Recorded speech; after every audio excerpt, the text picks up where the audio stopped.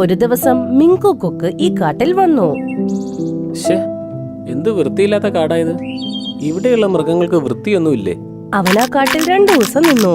കാട്ടിലെ മൃഗങ്ങളുടെ മടിയൻ സ്വഭാവം കണ്ട് അവന് സങ്കടം വന്നു. കൊക്ക് നേരെ രാജാവായ ഷേർഖാന്റെ അടുത്ത് പോയി. എന്നിട്ട് എല്ലാ കാര്യങ്ങളും പറഞ്ഞു. നീ എന്താണ് പറഞ്ഞു വരുന്നത് കൊക്കെ? ഞാൻ എല്ലാവരുടെ അടുത്ത് ചെന്ന് ഇത് പറയാനോ? മടി മാറ്റിയിട്ട് കഷ്ടപ്പെടാൻ പറയാനോ? പിന്നെ കാട് വൃത്തിയാക്കാൻ പറയണോ? പക്ഷേ ഞാൻ എല്ലാ മൃഗങ്ങളുടെയും വീട്ടിലേക്ക് ചെന്ന് ഇത് പറയണമെങ്കിൽ ഞാൻ ഒരുപാട് കഷ്ടപ്പെടേണ്ടി വരും. ഞാൻ വളരെ ക്ഷീണിതനായിരിക്കും. എനിക്ക് ചിന്തിക്കാൻ കുറച്ച് സമയം താ. കുറച്ച് സമയമല്ലേ? ശരി, അങ്ങ് ഒരു ദിവസത്തെ സമയം എടുത്തോളൂ. എന്നിട്ട് നാളെ രാത്രിയോടെ തന്നെ ഈ ജോലി നമുക്ക് തുടങ്ങണം. എന്ത് ഒരു ദിവസമോ? കുറഞ്ഞത് 2-3 വർഷത്തെ സമയമെങ്കിലും താ സഹോദര.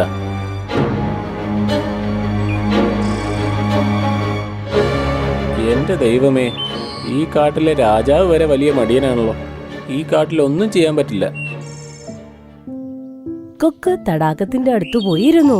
തടാകത്തിന്റെ അകത്തും കുറെ മാലിന്യങ്ങൾ നിറഞ്ഞിരിക്കുന്നു. കൊക്കിനാകെ വിഷമമായി അവിടെ നിന്ന് നടന്നു. അവൻ ഈ കാടിനെ വിട്ടു പോകാമെന്ന് തീരുമാനിച്ചു കഴിഞ്ഞിരുന്നു.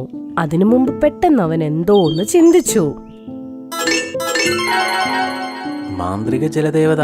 പെട്ടെന്ന് അവന്റെ മുഖത്ത് ചിരി വന്നു. വൈകുന്നേരം ആയപ്പോൾ ലാലു കോഴിയുടെ അടുത്ത് വന്നു. കല്ലിൽ കയറിയിരുന്നു നിലവിളിക്കാൻ തുടങ്ങി.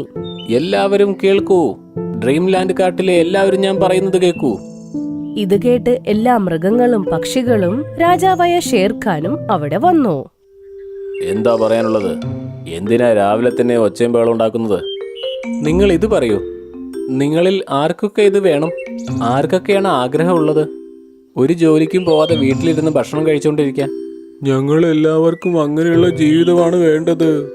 അപ്പോഴേക്കും ഷേർഖാൻ അത്ഭുതത്തോടെ ചോദിച്ചു,